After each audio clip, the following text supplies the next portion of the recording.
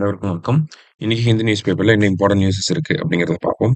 So முதல்ல பார்த்தீங்க அப்படின்னா, நம்மளுடைய கிக் ஒர்க்கர்ஸ்க்காக சென்னை கார்ப்பரேஷன்ல புதுசா ஒரு விஷயத்த வந்து லான்ச் பண்ண போறாங்க. ஓகேங்களா? ஸோ பெருநகர சென்னை மாநகராட்சியின் சார்பாக கிக் ஒர்க்கர்ஸ் ரெஸ்ட் எடுக்கிறதுக்கான ஒரு லவுஞ்சஸ் வந்து ஓப்பன் பண்ணியிருக்காங்க. சரியா? ஓப்பன் பண்ண போறாங்க. ஆக்சுவலி இன்னைக்கு வந்து ஓப்பன் பண்ண போறாங்க. ஸோ இந்த லவுஞ்சஸ் வந்து பார்த்தீங்கன்னா, நமக்கு வந்து ரெஸ்டிங் ஃபெசிலிட்டீஸ் ஃபுல்லாவே ஏர் கண்டிஷன்டா இருக்க போகுது. எல்இடி லைட்டிங்கோட ரெடி பண்ணியிருக்காங்க. அதே மாரி வந்து பார்த்தீங்கன்னா, டாய்லெட்ஸ் அதெல்லாமே வந்து இருக்க போகுது. சரிங்களா? எல்லாமே நமக்கு ஸ்காண்டினேவியன் தீம்ல உருவாக்கியிருக்காங்க. ஓகேங்களா? ஸ்காண்டினேவியன் அப்படின்னா நமக்கு நார்வே, ஸ்வீடன் இந்த மாரி நாடுகள தான் ஸ்காண்டினேவியன் அப்படி சொல்லுவோம். ஸோ அங்க பின்பற்றக்கூடிய ஒரு மாடல பேஸ் பண்ணி, இங்க நம்ம இந்த ஒரு டிசைன் அப்படிங்கிறது இந்த ஹப்போட டிசைன் அப்படிங்கிறத நம்ம அப்படிதான் உருவாக்கியிருக்கோம். ஸோ எங்கெங்கெல்லாம் சென்னையில வரப்போகுது அப்படின்னு பார்த்தீங்கன்னா, அண்ணா நகர், கே.கே. நகர் போன்ற 2 இடங்கள்லயும் வரப்போகுது. ஏன் இந்த பிளேஸஸ வந்து சூஸ் பண்ணியிருக்காங்க அப்படின்னு பார்த்தீங்கன்னா, நமக்கு இங்க தான் அதிகமான விமன் கிக் வொர்க்கர்ஸ் சென்னை ரீஜியன்லயே பார்த்தீங்கன்னா, அதிகமான பெண் கிக் வொர்க்கர்ஸ் எங்க இருக்காங்க அப்படின்னு பார்த்தீங்கன்னா, இந்த சென்னையில இந்த அண்ணா நகர், கே.கே. நகர் அந்த பகுதிகள்ல தான் இருக்காங்க. ஸோ அதனால தான் அந்த இடத்துல பர்ட்டிகுலரா வந்து ஓப்பன் பண்றாங்க. கிட்டத்தட்ட ஒரு ஒரு லவுஞ்சுல வந்து பார்த்தீங்கன்னா, 25 கிக் வொர்க்கர்ஸ் அட் அ டைம்ல 25 கிக் வொர்க்கர்ஸ் இருந்து ரெஸ்ட் எடுத்துக்க முடியும். சரிங்களா? ஸோ கிக் வொர்க்கர்ஸ்க்குன்னு பார்த்தீங்கன்னா, உங்களுக்கு பெரிய அளவுல திட்டங்கள் அப்படிங்கிறது யாருமே பண்றது கிடையாது. ஒரு சில மாநிலங்கள்ல சட்டம் இருக்கு. இந்திய அளவுல சட்டம் கிடையாது. தமிழக அளவுலயும் சட்டம் கிடையாது. தமிழ்நாடு அரசாங்கம் கிக் வொர்க்கர்ஸ்க்கான வெல்ஃபேர் போர்ட் அப்படிங்கிறத 2024ல உருவாக்கியிருப்பாங்க. அத தாண்டி பார்த்தீங்க அப்படின்னா, பெரிய அளவுல நமக்கு எதுவுமே இருந்ததில்ல. இப்ப பார்த்தீங்கன்னா, இவங்களுக்காக பிரத்யேகமா ஒரு லவுஞ்சஸ் அப்படிங்கிறத ஓப்பன் பண்ண போறாங்க. ஸோ இது அவங்களுடைய சோசியல் செக்யூரிட்டின்னு பார்க்குறப்ப, அதுல ஒரு விஷயத்த அட்ரஸ் பண்ற மாரி இருக்கு. ஏன்னா, அவங்களுக்கு வந்து ரெஸ்டிங் ஃபெசிலிட்டீஸ் அப்படிங்கிறது எங்கேயுமே இருந்திருக்காது. கிக் வொர்க்கர்ஸ் பார்த்தீங்கன்னா, ஒண்ணு மரத்துக்கடியில தான் உட்கார்ந்திருப்பாங்க. நல்லாவே பார்த்திருப்பீங்க. ஸோ மரத்துக்கடியில இருப்பாங்க. இல்ல ஹோட்டலுக்கு போறாங்கன்னா, அங்க ரெஸ்ட் எடுத்தா தான் உண்டு. இல்லையா? அந்த கடைக்கு வெளிய நின்னு ரெஸ்ட் எடுத்துக்கிட்டா தான் உண்டு.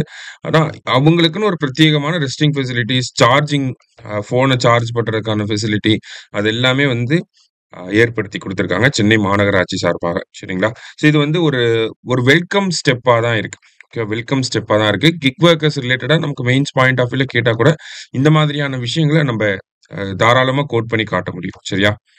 ரைட். அடுத்ததா பார்த்தீங்க அப்படின்னா, நமக்கு ஸ்டேட் பிளானிங் கமிஷன் ஒரு ரிப்போர்ட் வந்து ஒரு செட் ஆஃப் ரிப்போர்ட்ஸ வந்து ரிலீஸ் பண்ணியிருக்காங்க. மொத்தம் ஒரு 4 ரிப்போர்ட் வந்து ரிலீஸ் பண்ணியிருக்காங்க. அதுல முக்கியமா பார்த்தீங்க அப்படின்னா, நமக்கு ஆ ஒரு 4 ரிப்போர்ட். என்னென்ன ரிப்போர்ட் அப்படின்னு பார்த்தீங்கன்னா, ஃபர்ஸ்ட் தமிழ்நாடோட எ ரூரல் எம்ப்ளாய்மென்ட் எப்படி இருக்கு அப்படிங்கிறத பத்தின ரிப்போர்ட். அடுத்தது Tamil Nadu vision for sustainable development goals. ஓகேங்களா? Tamil Nadu vision for sustainable development goals. அது ரிலேட்டடான ஒரு ரிப்போர்ட். Tamil Nadu's automotive future. ஓகேங்களா? நம்மளுடைய அந்த வாகனத்துறையோடைய எதிர்காலம் எப்படி இருக்கு அப்படிங்கிறத பத்தி. அடுத்தது reimagining Tamil Nadu path to knowledge economy. So knowledge economy ரிலேட்டடா நம்ம என்ன பண்ணணும்? அப்படிங்கிற இந்த ஒரு 4 ரிப்போர்ட்ட வந்து ரிலீஸ் பண்ணியிருக்காங்க. அதுல முக்கியமா என்ன சொல்லியிருக்காங்க அப்படின்னா, ஃபர்ஸ்ட்டு நமக்கு ரூரல் லைவ்லிஹுட்ல வந்து ஒரு ஸ்ட்ரக்சரல் ஷிஃப்ட் ஏற்பட்டிருக்கு அப்படின்னு சொல்லியிருக்காங்க. ஓகேங்களா? ரூரல் லைவ்லிஹுட் கிராமப்புற வாழ்வாதாரத்துல ஒரு பெரிய மாற்றம் ஏற்பட்டிருக்கு அப்படின்னு சொல்றாங்க. என்ன மாற்றத்த இவங்க சொல்ல வராங்க அப்படின்னு பார்த்தீங்கன்னா, நமக்கு கிராமப்புறங்கள்ல வேலை வாய்ப்புகள் அப்படின்னு பார்த்தீங்கன்னா, இன்னமுமே ரூரல் எம்ப்ளாய்மென்ட்ல வொர்க் ஃபோர்ஸ் அப்படிங்கிறது கிட்டத்தட்ட 41.1% பேரு நமக்கு அக்ரிகல்ச்சர்ல தான் இருக்காங்க. நம்மளோட எக்கனாமிக் சர்வேயோட டேட்டாவ எடுத்து பார்த்தீங்கன்னா, அக்ரிகல்ச்சர் எம்ப்ளாய் பண்ணக்கூடிய ஆட்கள் அப்படின்னா 41.1% சரியா? ஆனா இந்த ஒரு நிலை அப்படிங்கிறது கொஞ்சம் கொஞ்சமா கம்மியாயிட்டே வருது அப்படிங்கிறது தான் இவங்க சொல்ல வராங்க. அததான் இவங்க ஸ்ட்ரக்சரல் ஷிஃப்ட் அப்படிங்கிறத சொல்ல வராங்க. எப்படி கம்மியாகுது அப்படின்னு பார்த்தீங்கன்னா, நமக்கு விவசாயம் சார்ந்த வேலைகள பார்க்கக்கூடிய ஆட்களின் எண்ணிக்கை அப்படிங்கிறது கம்மியாகுது. அது சதவீத அடிப்படையில பார்க்கிறப்ப 20% வந்து கம்மியாயிருக்கு அப்படிங்கிறத சொல்லியிருக்காங்க. 20% decline in dependence on agriculture for employment since 2012 அப்படின்னு சொல்றாங்க. சரியா? அப்ப விவசாயத்த நம்பி வேலைக்கு போகக்கூடிய ஆட்களின் எண்ணிக்கை அப்படிங்கிறது கம்மியாயிருக்கு. 2012லேருந்து பார்க்கிறப்போ ஒரு 20% வந்து கம்மியாயிருக்கு. எதனால இது இந்த 20% கம்மியானது என்ன காரணம் அப்படின்னு பார்த்தீங்கன்னா, யங் பீப்பிள் இருக்காங்க இல்லையா? யங்ஸ்டர்ஸ் இருக்காங்க இல்லையா? அவங்க எல்லாருமே விவசாயம் அப்படிங்கிற அந்த ஒரு வேலை வாய்ப்பு அவங்களுக்கு அட்ராக்டிவா இருக்க மாட்டேங்குது. அவங்க எல்லாமே விவசாயம் அல்லாத மற்ற தொழில்களுக்கு தான் போறாங்க. உதாரணத்துக்கு கன்ஸ்ட்ரக்ஷன் செக்டார்ல வேலைக்கு போறாங்க. நல்லா படிக்காத ஆட்கள் அப்படின்னா கன்ஸ்ட்ரக்ஷன் செக்டாருக்கு வேலைக்கு போறாங்க. ஓரளவுக்கு படிச்ச ஆட்கள் அப்படின்னு பார்த்தீங்கன்னா, மேனுஃபேக்சரிங் செக்டாருக்கு போறாங்க. கொஞ்சம் நல்ல டிகிரிலாம் முடிச்சிருக்காங்க அப்படின்னு பார்த்தீங்கன்னா, அவங்க சர்வீஸ் செக்டாருக்கு வேலைக்கு போறாங்க. போறாங்க. சரியா? அப்ப யாருமே அக்ரிகல்ச்சர நோக்கி வர்றதில்ல அப்படிங்கிறத இங்க நம்மளால புரிஞ்சுக்க முடியுது. இதுலருந்து 2, 3 விஷயங்கள நம்மனாலயே டெடியூஸ் பண்ண முடியும். ஒண்ணு என்னன்னா, அக்ரிகல்ச்சரோட வொர்க் ஃபோர்ஸ் அப்படிங்கிறது கம்மியாயிக்கிட்டே வருது அப்படிங்கிறத புரிஞ்சுக்க முடியுது. அக்ரிகல்ச்சர்லருந்து மத்த தொழில்கள நோக்கி மக்கள் போறாங்க அப்படிங்கிறத புரிஞ்சுக்க முடியுது. அக்ரிகல்ச்சர்லருந்து மத்த தொழில்கள நோக்கி போறாங்க அப்படிங்கிறப்பயே, நமக்கு அந்த இடத்துல ஸ்கூல் எஜுகேஷனும், காலேஜ் எஜுகேஷனும் ஓரளவுக்கு நல்லா இருக்கு அப்படிங்கிறத நம்மனால புரிஞ்சுக்க முடியும். ஸ்கூல் எஜுகேஷனும், காலேஜ் எஜுகேஷனும் ஓரளவுக்கு நல்லா இருந்தா மட்டும் தான் அவங்க விவசாயத்த விட்டுட்டு வேற ஜாப்‌க்கு நோக்கி போவாங்க. சரிங்களா? மத்தபடி பார்த்தோம் அப்படின்னா, நமக்கு அக்ரிகல்ச்சர்ல எம்ப்ளாய்மென்ட் கம்மியாகுறனால, நமக்கு விவசாயம் சார்ந்து பார்க்கிறப்ப, அ எம்ப்ளாயர்ஸ் கம்மியாகுறனால நமக்கு புரொடக்ஷன்ல ஒரு சில பாதிப்புகள் ஏற்படுறதுக்கும் வாய்ப்புகள் இருக்கு. சரிங்களா?